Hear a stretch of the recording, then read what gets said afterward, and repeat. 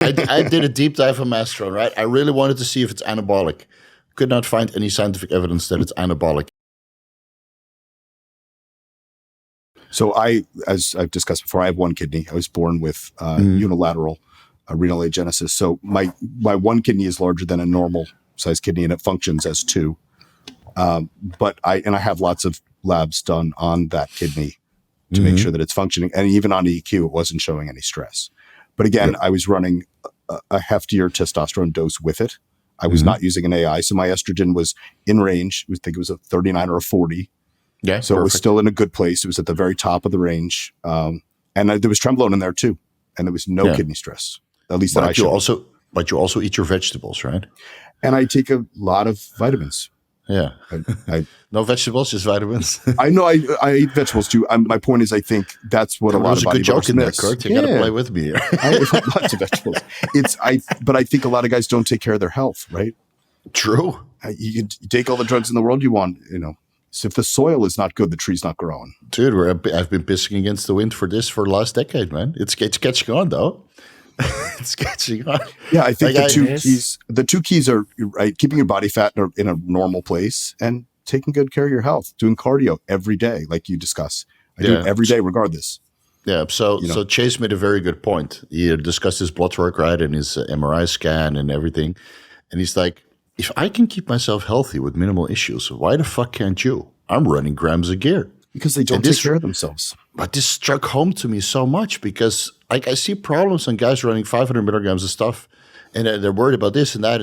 They do your blood work and it's completely fucked. They do an MRI and they got inflammation or ultrasounds and its organs are larger than usual. I'm like, how bad are you treating your body when guys that I know that take 10 times the amount you take but live the lifestyle, they do the cardio, they eat right, they do a little bit of sauna and some ice bath and all that funky junky stuff. Getting I do it sleep, also. Getting sleep in, right?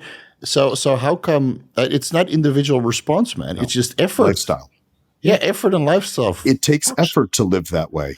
It doesn't take effort to inject 3 cc's. No, that's easy. That's easy.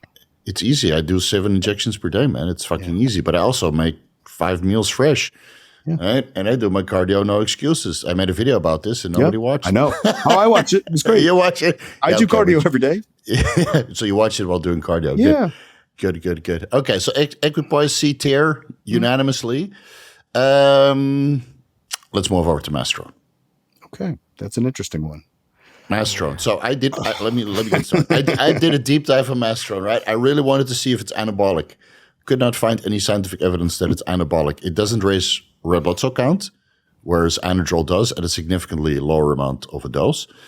It increases weight slightly in postmenopausal women, but that had cancer. That had cancer, so they're in a cachexia state already. And even then, it's not really significant. Unlike some people say, I can't find any clear scientific evidence that Masteron was used as a growth promoter in cattle. And I looked, and I have connections with people working at universities. So I don't know where the fuck that statement came from. It's not, yeah. Yeah, it's not pure bullshit. Now, is it a great cosmetic agent? Sure. Absolutely. Does it make testosterone work more effectively? Yeah. Absolutely. Of course, all DHTs will. All DHTs do. Is that from inhibition of enzymes that metabolize testosterone? We don't know. We don't know, right? Potentially. We know it binds to sex hormone binding globulin. That's all we know. Yeah, that's all we know, right? And that's why it's making tests work better. Yeah, right. Does Masteron inhibit estrogen receptor-mediated gene transcription? Could be. Based on DHT, it could. Right? Structurally, it's similar. So the scientific evidence is paper thin. There's 80 studies on it. 80. That's it. And you got to search for dromostanolone, and what? And 2-methyl. Oh, yeah, and 2-methyl. And you can search for 2-methyl dihydrotestosterone too, right? Because they love to classify it as all different things. I mean, Lilly and Syntex designed it together. They had a joint project, and they split the revenue. They designed Anadrol, Masteron, and Superdrol together. And when the FDA looked at the results, they said basically, Masteron, you got to find another use for it. It's not good for growing. Yeah. And so they were like, well, what about breast cancer? Because it showed some delayed growth in breast tissue. And Superdrol was straight up toxic in those studies, right? So they shelved it. And Anadrol was really efficient at anabolism. Like, that was the winner.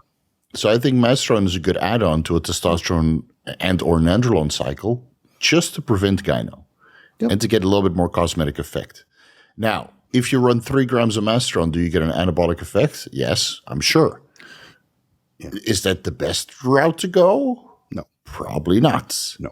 800 is probably the top of where it's really, maybe a gram, but after that, add something more efficient in there. It dries me out too much, and then your muscles flatten out. So I almost lose.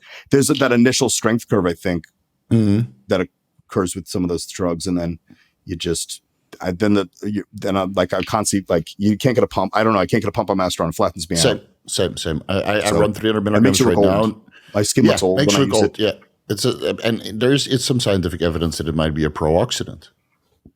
Yeah, I think, and even, me personally, anecdotally, it caused hair loss straight up. And that's not just like injectable hair loss. Yeah. Not as a DHT or whatever sort of people argue, is more probably so due to like low estrogen and lowering oxygenation of the scalp, that pro-oxidant activity to speak, but that's pretty much why my fringe used to be here. Now it's when you can join us in the sun.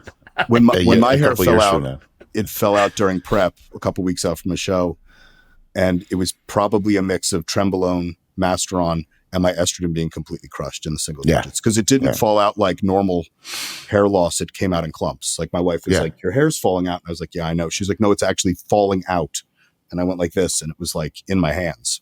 Yeah. Yeah, that's oxidative stress and low estrogen. Yeah. Didn't come back?